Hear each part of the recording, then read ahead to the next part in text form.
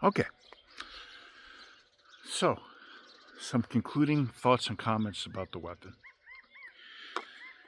Understanding the Kukri is good practice because it'll help you understand sticks very well. It will help you understand weapons of mass that are more about impact, along with weapons that cut.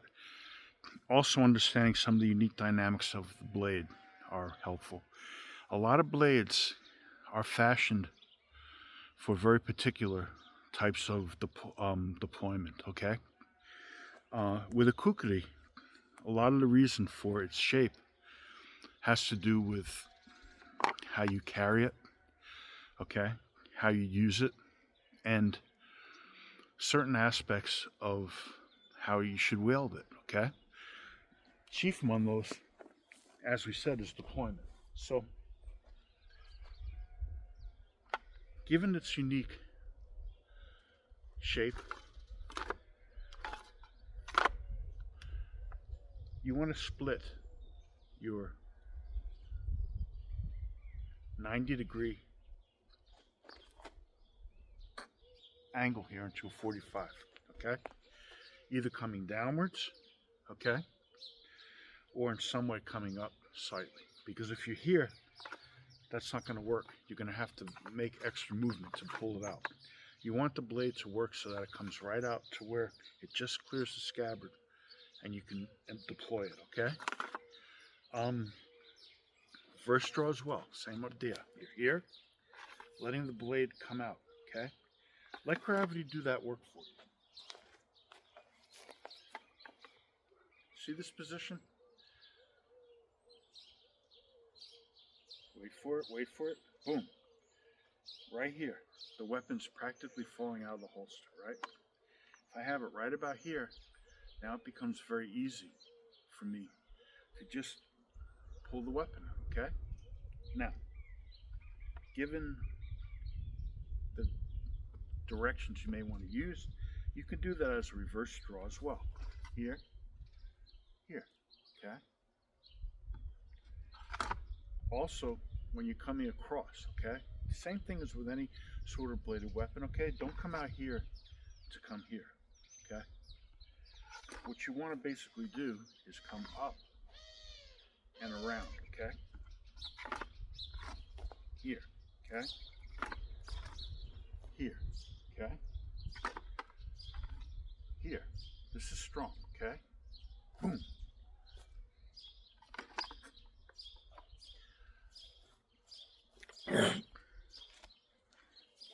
Keep in mind, this is an area that best serves to hack. This best serves to cut, okay? And always check yourself this way, like you're holding it thick, so that when you wield the weapon around this way, okay, you don't whoops and cut yourself, okay? You have a position here, boom, that will lock the weapon in and allow you to maintain control of it, okay? Having said that, also, make sure you use your body. Don't get in the habit of trying to do everything with your arms, okay? Use your body. Rotational movement principally. Boom, okay?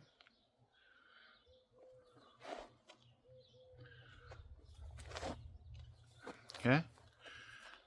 Move towards the person, okay? And understand the role of deflectionary movements, okay? They're not defensive in nature. They're protecting you so you can go where you need to go, okay? It's not a sparring match. You're not trying to stand in one place and score points, okay? I guess that's about it for the main things.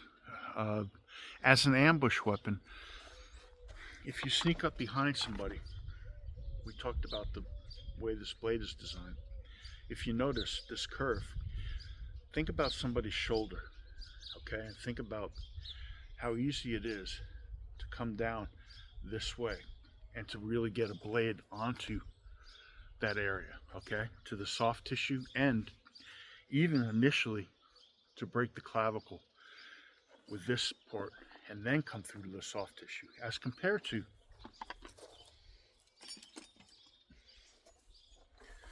this.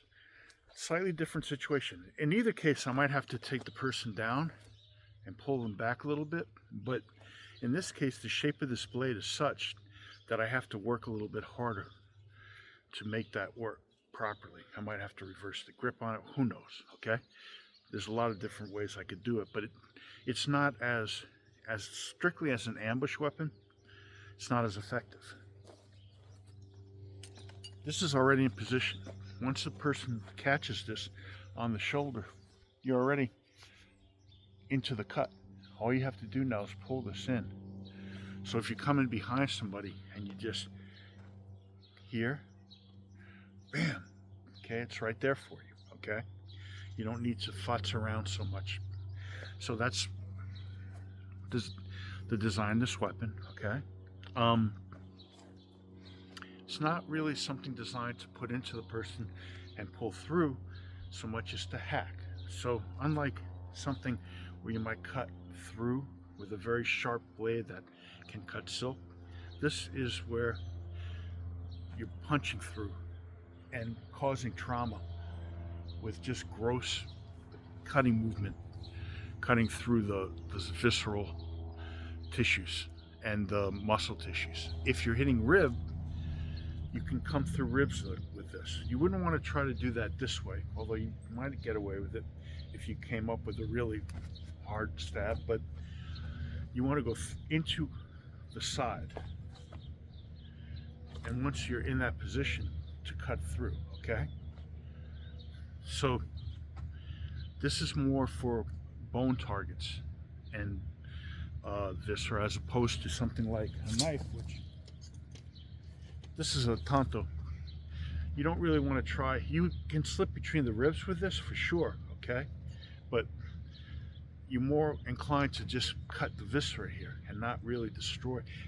Your kukri can literally misalign ribs, crack them and break them open as you cut through. It's more like a cleaver that way, okay? Little difference. In this, you wouldn't necessarily want to attack the clavicle, okay? Your attack is always probably going to be along arteries and muscles, okay? Same idea with the center line though. You want to catch this and open it up, okay? As you're coming up, okay? And coming through, okay? This way to penetrate through bone targets. You also have a good weapon with the pommel because of the weight of the weapon, okay? So you have a lot of things you can do hitting with this as well, okay? Hitting, boom, smack, and just letting this follow through, okay? You can literally almost split a person's skull with this, even though it's not a lot of movement, if you really understand your weight placement. And if you come up with something where you actually have some movement, you probably can. With that said, whenever you are hitting a target and trying to go through it, don't hack. If you hack, you'll get the blade stuck, okay? You always want to come through, pull through, okay? You want to be able to bring the weapon out, even if you have to push them off of it, okay? But depending on the weight, this weapon can almost decapitate a person pretty much. And that's what it's for. I also should say that this is designed mainly for my students.